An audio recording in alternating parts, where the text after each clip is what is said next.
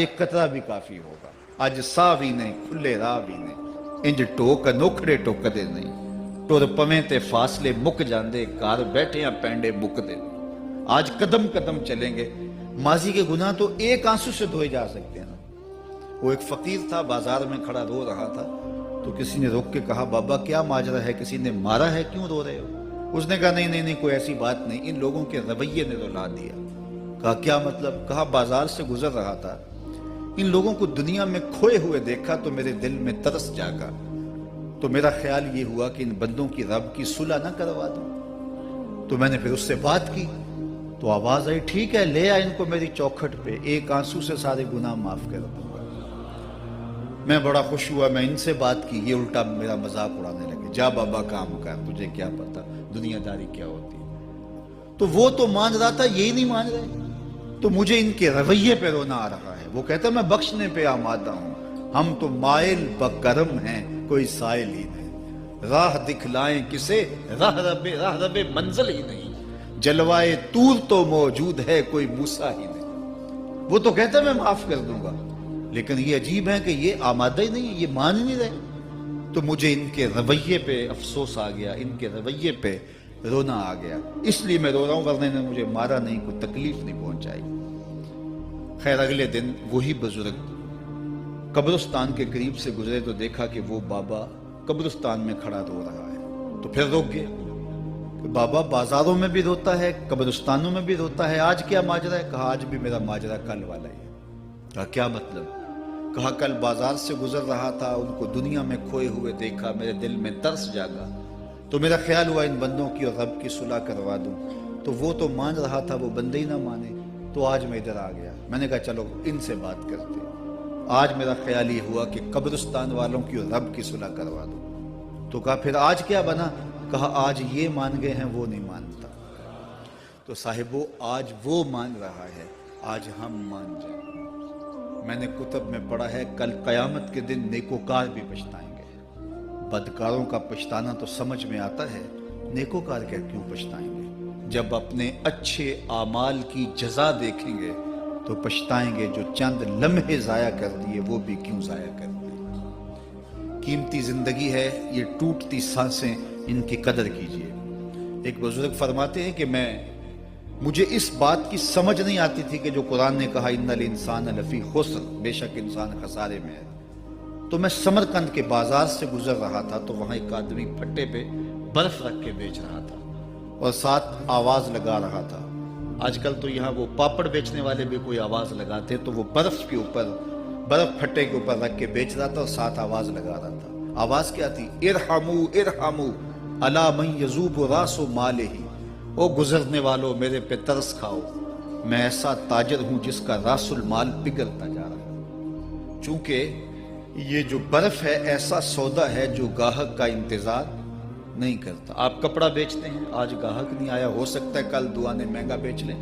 آپ پیٹرول بیچتے ہیں ہو سکتا ہے کہ کل پڑا 6 روپے اوپر چلا جائے آپ کا لاکھوں کروڑوں کا فائدہ ہو جائے لیکن آپ اگر برف بیچتے ہیں آج نہیں بکی تو کل برف ہی نہیں ہوگی۔ تو وہ سل پہ برف بیچ رہا تھا اور ساتھ لوگوں کو دہائی دیتے ہوئے کہہ رہا تھا او لوگو میرے پہ ترس کھاؤ مجھ سے برف لیتے جاؤ میں ایسا تاجر ہوں جس کا راس المال پگھلتا جا رہا ہے۔ تو کہتے ہیں جب اس نے یہ آواز لگائی نا تو میرے قدم رک گئے اور میں اس کے قریب چلا گیا اور میں نے کہا کہ مجھے ان الانسان لفی خسر کا ترجمہ سمجھ میں آ گیا۔ جس طرح تیری برف پگھلتی جا رہی ہے میری زندگی پگھلتی جا رہی ہے اور اگر تو اب برف وقت پہ بیچ لے ان پگھلتی برف کو تو درہم کے بدلے دینار کے بدلے پارچہ جات کے بدلے جنس کے بدلے فروخت کر لے تو فائدہ ہو جائے گا 4 آنے تیرے ہاتھ لگ جائیں گے اور میں بھی ان سانسوں کے بدلے درود پڑھ لوں ان سانسوں کے بدلے سجود کر لوں ان سانسوں کے بدلے قیام کر لوں کسی دکھی کے سر پہ ہاتھ رکھ دوں کسی پریشان کی پریشانی دور کر دوں تو میری سانسیں کام آ جائیں گی ورنہ یہ ٹھہریں گے نہیں۔ سوئے ہوئے ہوں تو پھر بھی سانسیں ٹوٹ رہی ہوتی ہیں تو ہم کتنی جلدی موت کی طرف بڑھ رہے ہیں تو زندگی کتنی مختصر ہے اور ہم کتنے بے پرواہ ہیں۔ آنکھیں اس وقت کھلتی ہیں جب آنکھیں بند ہوتی ہیں لیکن کیا فائدہ اس وقت کا؟ آج کا پچھتاوا کل کی بہتری کی ضمانت ہے اور آج کے پچھتاوے سے کل کی زندگی کی خوبصورتی نصیب ہو سکتی ہے۔ اس لیے یہ ڈھلتا ہوا سورج، یہ دیکھیں ابھی جب داخل ہوئے تھے تو سورج ابھی سر پہ تھا، لیکن اب سورج درد غروب سے زرد ہو چکا ہوگا اور چند لمحوں کے بعد وہ نگاہوں سے اوجھل ہوگا۔ میاں صاحب بھی بولے کہ زندگی تیری جو ہے ڈوبتے سورج کی طرح ہے، ڈیگرتے دن گیا محمد اوڑک نو ڈوب جانا۔ تو یہ میں اور آپ لمحہ لمحہ موت کے قریب ہو رہے ہیں۔ اس سے قبل کہ وہ وقت آئے کوئی حجت باقی نہ رہے، مجھے اپنی زندگی کو، آپ کو اپنی زندگی کو اللہ اور اس کے رسول کی چوکھٹ پہ حاضر کر دینا ہے۔ ہمارے میزبان محترم نے کہا والدہ ماجدہ کی بابت، تو آج ان کے ایصال ثواب کے لیے میں اور آپ جمع ہیں۔ ایک وقت ہمارے اوپر بھی آنے والا ہے کہ لوگ ہمارے لیے جمع ہو رہے ہوں گے۔ یہ وقت تو آنے والا ہے، اس کے تو چھٹکارا نہیں ہے، اس سے تو خلاصی نہیں ہے، کوئی بھاگ موت سے تو فرار نہیں ہے۔ تو آج وہ نہیں ہیں، لیکن ان کا سعادت مند بیٹا ان کی یادوں کے چراغ کو روشن کیے ہوئے ہے۔ ورنہ میں ایسے بیٹے بھی دیکھے ہیں جنہوں نے اپنی سکی ماں کا جنازہ نہیں پڑھا۔ آپ کہیں گے کوئی ایسا بد نصیب بھی ہو سکتا ہے، جنازگاہ میں گیا ہے لیکن وہاں جا کے کھڑا رہا ہے، جنازہ نہیں پڑھا۔ آپ کہیں گے کہ ایسا بد نصیب، میں نے کہا ایسے بد نصیب آپ نے بھی دیکھے ہوں گے۔ یہ کون سے بد نصیب ہیں؟ یہ وہ بد نصیب ہیں جنہیں جنازہ آتا نہیں، ساری زندگی لوگوں سے فراڈ کرتے ہیں، اور جب اپنی ماں مر جاتی ہے، اپنا باپ فوت ہو جاتا ہے، تو یہ فراڈ پھر وہ اپنی ماں سے بھی کرتے ہیں، اپنے باپ سے بھی کرتے ہیں۔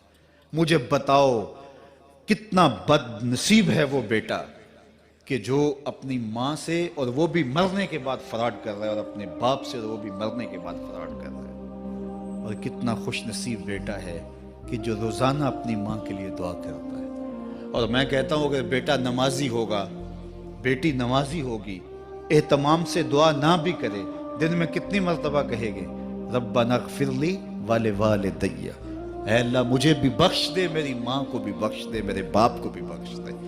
اور جب بندے ہاتھ اٹھا کے دعا مانگتے ہیں اللہ خالی ان ربکم حیی کریم یستحیی من عبدہ اذا رفع یدیہ ان یردہما صفرا، تمہارا رب حیا کرنے والا سخی ہے، کریم ہے۔ بندے جب اس کے سامنے ہاتھ اٹھا کے دعا مانگتے ہیں، اللہ فرماتا ہے مجھے شرم آتی ہے ان کے اٹھے ہوئے ہاتھ خالی کیسے موڑ دوں۔ انہوں نے میرے سے مانگا ہے، میں بھی نہیں دوں گا تو کس در پہ جائیں گے۔ میں ایک دیہاتی بات کرنا چاہتا ہوں، اتنے لوگ جتنے آپ یہاں بیٹھے ہیں، اتنے لوگ اٹھ کے کسی دنیا دار کے ڈیرے پہ چلے جائیں اور اس سے کچھ مانگیں اور وہ دے سکتا بھی ہو، تو کیا وہ آپ کو خالی لوٹا دے گا؟ وہ کہے گا ڈیرہ داری کی شان کے خلاف ہے کہ اتنے لوگ دروازے پہ آ گئے اور ان کو خالی موڑ دوں۔ تو جب تم اتنے بڑے ڈیرہ دار ہو اور تمہیں اتنی غیرت ہے کہ اتنے لوگوں کو خالی نہیں موڑتے، تو کریم خالی موڑتے؟ آؤ تو صحیح اس کی چوکھٹ پہ جھولی پھیلاؤ تو صحیح۔ پھر دنیا داروں سے مانگنا ہو تو ان کی زبان میں مانگنا پڑتا ہے۔ اللہ سے جس زبان میں مرضی مانگو، عربی میں مانگو، اردو میں مانگو، ہندی میں مانگو، سندھی میں مانگو، اقبال کے لہجے میں مانگو، سادی کے انداز میں مانگو۔ نہیں مانگنا آتا خالی ہاتھ پھیلا دو، وہ بند لبوں کی بولیاں بھی سنتا ہے۔ آؤ تو صحیح اس کی چوکھٹ پہ، اپنے ہاتھ پھیلاؤ تو صحیح۔ دنیا داروں سے مانگے تو ناراض ہوتے ہیں، خدا سے نہ مانگو تو ناراض ہوتا ہے۔ اللہ کل ما یابو بکم ربی لولا دعاؤکم، آؤ نا اس کی چوکھٹ پہ، دستے طلب دراز کرو۔ دنیا داروں سے مانگنے کے لیے وقت چاہیے۔ اس وقت تو صاحب سوئے ہوں گے، اس وقت تو ناشتہ کر رہے ہوں گے، اس وقت تو بیوی بچوں کے ساتھ مشغول ہوں گے، لیکن اللہ سے جب بھی مانگو، پچھلے پہر کنڈی کھڑکاؤ در رحمت کھلا پاؤ گے۔ دن کو مانگو، رات کو مانگو، مانگو تو صحیح، وہ تو اتنا کریم ہے۔ اچھا بت کو سامنے کھڑا کیا ہے اور زلیخا ہاتھ جوڑے بت کے آگے پکار کرتی ہے، روزانہ سے شام کھڑی ہو جاتی ہے، یا صنمی یا صنمی، اے میرے بت، اے میرے بت، بچھڑا ہوا یوسف ملا دے۔ سحر دم تک پکارتی رہتی، عمر بیت گئی، چہرے پہ جھریاں آ گئیں، بڑھاپا طاری ہو گیا۔ ایک دن رات کا پچھلا پہر ہے، بت کے آگے ہاتھ جوڑے یا صنمی کا وظیفہ پڑھ رہی ہے۔ اچانک نیند کا جھٹکا آ گیا، زباں بل کھا گئی، بولی یا سمادی یا سمادی۔ کہا جبریل جلدی جا، یوسف کے گھوڑے کا رخ موڑ دے۔ یا اللہ تجھے تو نہیں پکار رہی، وہ تو بت کو پکار رہی ہے۔ زباں بل کھا گئی، یا صنمی کی بجائے یا سمادی کے لفظ زبان پہ آ گئے۔ کہا جبریل اتنا عرصہ ہوا بت کو پکارتے ہوئے، اس نے کوئی جواب نہیں دیا، آج جیسے بھی اس کے لبوں پہ میرا نام تو آیا ہے، اگر میں نے بھی جواب نہ دیا میرے اور بت میں فرق کیا ہوا؟ تو آؤ آج کی اس مجلس میں ہم ان کی والدہ کے لیے دعا مانگیں۔ اے عرش کے مالک، ان کی والدہ کو حضور کی ماں کا صدقہ جنت کی بہاریں عطا کر، اور ہم اپنے ماں باپ کے لیے بھی دعائیں مانگے۔ اے اللہ ہمارے ماں باپ کی مغفرت فرما، ماں باپ کی قدر کرو۔ میں نے یہ بھی پڑھا ہے جو اپنے والدین کے لیے روزانہ دعا مانگتا ہے، والدین زندہ ہوں تب بھی، فوت ہو گئے ہوں تب بھی، روزانہ ماں باپ کے لیے جو شخص دعا مانگتا ہے ساری زندگی اس کے رزق میں بے برکتی نہیں آ سکتی۔ تو اپنے ماں باپ کو اگر زندہ ہیں تو قدر کرو، فوت ہو گئے ہیں تو ان کے لیے کثرت کے ساتھ دعا کرو۔ یہ گھنا سایہ ہے۔ کبھی آپ نے درخت کو دیکھا ہے کہ ساری دھوپ اپنے پتوں میں جذب کرتا ہے اور نیچے بیٹھنے والوں کو چھاؤں دیتا ہے؟ ماں باپ سارے دکھ اپنے اوپر لیتے ہیں، اپنی اولاد کو آسائش اور راحت پہنچاتے ہیں۔ قدر نعمت زوال نعمت کے بعد ہوتی ہے، جب نعمت پاس ہو تو قدر نہیں ہوتی، جب چھنتی ہے تو پتہ چلتا ہے کہ کتنی بڑی دولت تھی جو چھن گئی۔ میں تو آپ کیا، میری اور آپ کی حیثیت کیا، ماں کی کمی تو آمنہ کے لال نے بھی محسوس کی ہے۔ ایک دن حضور مسجد نبوی میں تشریف لائے، تا حد نظر صحابہ تھے۔ الحاوی للفتاوی میں امام سیوطی نے لکھا ہے حضور کو دیکھا تو ادب سے کھڑے ہو گئے، بس یہ منظر دیکھنا تھا کہ چشمان اقدس سے آنسو چم چم جاری ہو گئے، اور حضور نے ایک ٹھنڈی آہ بھری اور روتے ہوئے کہا لو ادرکت والدی او احدہما، کاش آج میرے ماں باپ زندہ ہوتے۔ انسان نے دکھوں کا دور دیکھا ہو نا، اچانک خوشحالیاں مل جائیں تو پھر انسان یہ آرزو کرتا ہے کہ میرے ماں باپ نے میرا وہ غربت کا دور دیکھا تھا، آج دولت کی چہل پہل بھی دیکھتے، آج میرے آنگن میں بہاریں بھی دیکھتے تو کتنے خوش ہوتے۔ اب حضور جب پیدا ہوئے تھے تو باپ کا سایہ سر پہ نہیں تھا، 6 سال کی عمر تھی، اپنی ماں کے ساتھ حضور مدینہ المنورہ گئے۔ واپسی ابوا کے مقام پہ حضرت آمنہ کی طبیعت خراب ہو گئی اور انہیں لگا کہ یہ میری بیماری جان لیوا ہے۔ ام ایمن کو بلایا، کہا میرے بیٹے کو بحفاظت امیر قریش تک پہنچا دینا۔ پھر خود حضور کے سر پہ ہاتھ رکھا۔ سیدہ آمنہ سلام اللہ علیہا حضور سے کوئی باتیں کرنا چاہ رہی تھیں لیکن ضبط کے بندھن ٹوٹ گئے۔ ابن حشام سیرت کی پہلی کتاب ہے، اس میں تفصیل سے یہ واقعہ موجود ہے۔ جب سر پہ ہاتھ رکھا تو حضرت آمنہ کی آنکھیں چھلکنے لگی اور روتے ہوئے آپ نے چند جملے کہے، کہا بیٹا ہر نئی چیز نے پرانا ہو جانا ہے، ہر باقی نے فنا ہو جانا ہے، میں بھی جا رہی ہوں، وَذِكْرَ باق، لیکن میرا ذکر نہیں مٹے گا، وَوَلَدْتُ طُہْرًا، اس لیے کہ تیرے جیسا پاکیزہ بیٹا چھوڑ کے جا رہی